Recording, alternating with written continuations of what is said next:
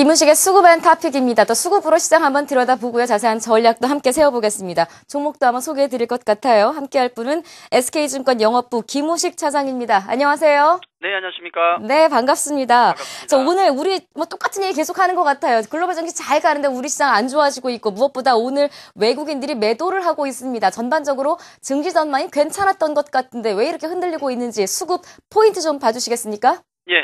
지금 우리 증시 상황을 정확하게 나타내고 있는 게 오늘 수급 포인트, 증시 대기 자금으로 가겠는데요. 그동안 지수 오른 듯 하지만은 글로벌 증시와 계속 디커플링 됐지 않습니까? 굉장히 답답했죠.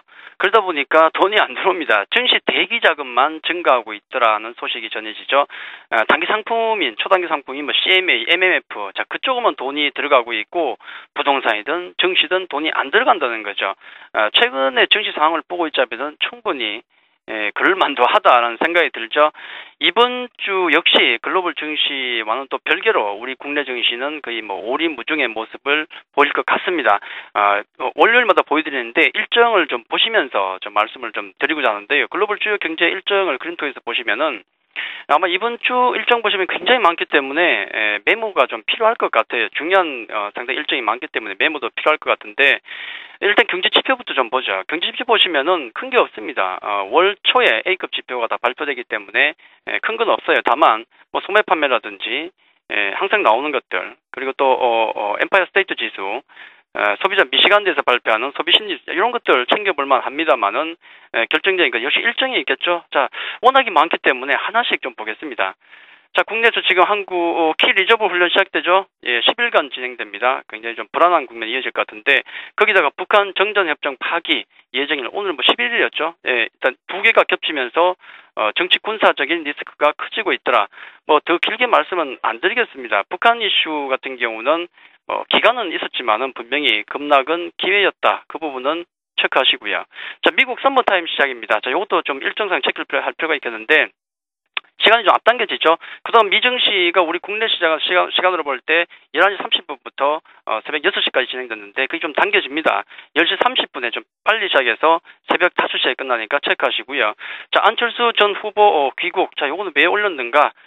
코스닥 움직인다고 해서 정치 테마주 너무 가지 말란 어떤 경계의 말씀을 드리고자 올렸던 거고요. 자, 13일 보시면은 항상 수요일 보면은 뱅가드 펀드의 리밸런싱 기준일이 되죠. 자, 이게 또 맞이합니다. 항상 안 좋을 때 좀 불안한 모습을 보이는데 특히나 그 FTSE 지수 유동 주식수 산정 방식까지 변경됐기 때문에 아마 만기일 전까지 대형주 좀 드러낼 것이다라는 얘기 있는데 일단 수급 불안 요인이 되겠고요. 자, 14일 보시면 또 많습니다. 14일 보시면은 금통위 금리 결정.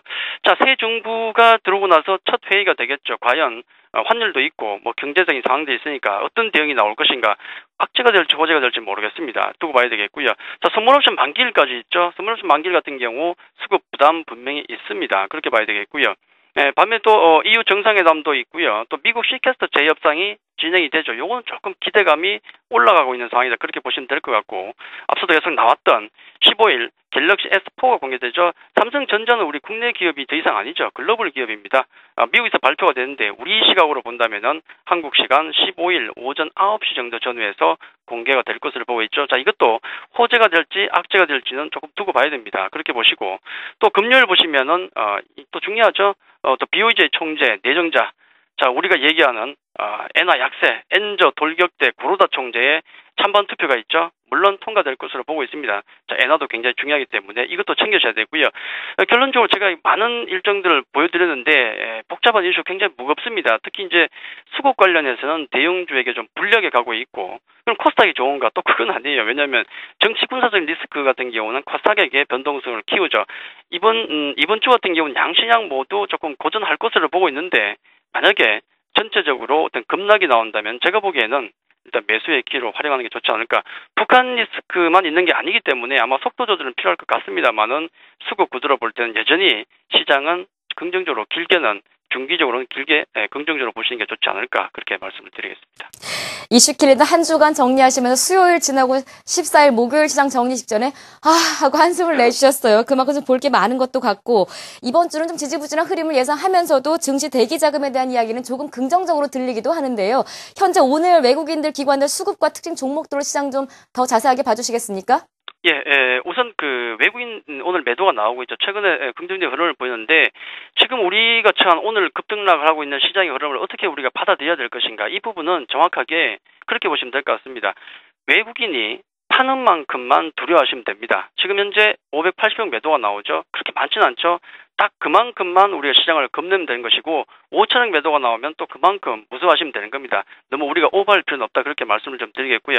일단 외국인 매도가 나오고 있긴 하지만은 그다지 나쁘진 않아요. 왜냐하면 코스닥 시장 장 초반에 그 외국인들이 160억 대거 매도했는데 지금 플러스로 돌아섰죠. 긍정적인 측면도 분명히 있다는 말씀을 좀 드리겠고 다만 오늘 업종별로 본다 그러면 운수 장비, 금융, 전기전자, 화학 매도 대체적인 매도세가 나올 수밖에 없고요. 다만 양은 크지 않습니다. 반면에 통신, 유통 매수를 하고 있는데 매수 종목, 이 화수라장인데도 매수하는 종목들은 있습니다. LG 디스플레이, KT, GKL, CJ, CGV, SK 이노베이션 있는데 시장을 주도하는 종목은 없죠. 일단 외국인도 일단은 좀 숨을 돌리고 있는 국면이다. 그렇게 말씀을 좀 드리겠습니다. 기관도 함께 좀 볼까요? 기관 같은 경우도 오늘은 납작 엎드려 있는 모습인데 뒤숭숭합니다. 업종별로 보면은 우주 창고, 건설 매도가 나오고 전기전자, 금융, 화학 쪽에 매수가 들어오는데 좀 쉬고 있죠. 그런 측면이 강하고요. 매수 종목을 보니까 LG전자, KB금융, LGU+, SBS, NC소프트 그런 종목을 놓고 보더라도 기관들도 시세를 이끌 마음은 현재는 없다. 그렇게 보시면 될 것 같습니다. 네, 외국인 기관 매매 동향으로 보는 한마디로 좀 전략을 좀 간략하게 세워주신다면 시장 대응은 어떻게 해야 됩니까? 기존의 어떤 큰 틀 자체는 전혀 변화가 없습니다. 외국인 매매를 동향을 주시할 수밖에 없죠. 얼마나 파는가를 보시면은 이게 얼마나 큰 악재인가를 알 수가 있겠죠. 지금 정도면 괜찮을 것 같고요. 대형주 박스권 대응 계속 말씀드렸고 특히나 이제 중소형주 코스닥 쪽에 중소형주 종목 개별주 중심으로 계속 보자고 말씀드렸는데 마찬가지입니다. 이번 급락이 나온다 그러면은 이 급락은 좋은 종목의 어떤 매수 기회로 그동안 계속 시세가 좋아서 정말 좋은 종목인데 사고 싶었던 종목군들 급락 나오면 매수 기회를 활용을 하시고 아무 종목은 잡지 마시고 반드시 좋은 종목, 사고 싶었던 종목에만 집중하는 게 좋지 않을까 그렇게 말씀을 드리겠습니다. 말씀 들어보니까 아직은 손댈 때는 아닌 것 같습니다만 좀 이렇게 아까 증시 대기 자금처럼 우리 자금도 좀 대기를 해놓고 있다가 좋은 종목 픽하면 될 것 같은 생각이 드네요. 지금까지 수구벤타픽 SK증권 영업부 김모식 차장과 함께했습니다. 고맙습니다.